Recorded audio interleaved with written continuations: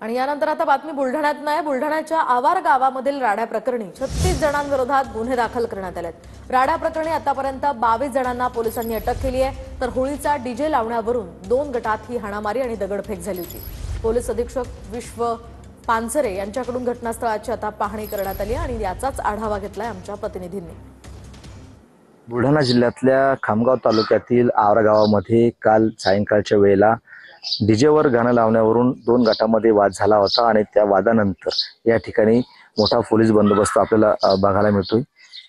खबरदारी म्हणून पोलिसांनी या ठिकाणी चौकामध्ये या ठिकाणी बंदोबस्त लावलेला आहे आणि या प्रकरणी तब्बल दोन्ही गटाकडून 36 लोकांवरती या ठिकाणी गुन्हे दाखल करण्यात आलेले आहेत, तर पोलिसांनी तब्बल 22 लोकांना आतापर्यंत अटक केलेली आहे। मात्र एकंदरीत पाहिलं तर हा वाद जरी किरकोळ असला तरी या वादाचं मोठं रूपांतर या ठिकाणी हाणामारी आणि दगडफेकीत झाल्याचं आपल्याला पाहायला मिळालं होतं। तात्काळ पोलिसांनी घटनास्थळी पोहोचून संपूर्ण या ठिकाणी गावामध्ये शांतता दोन्ही गटाची केलेली आहे। शांतता जरी असली तरी मात्र गावामध्ये तणावाचं वातावरण सध्या तरी आपल्याला बघायला मिळते। कॅमेरामन निलेश देशमुखसह गणेश सोळंकी, TV9 मराठी, आवार, बुलढाणा।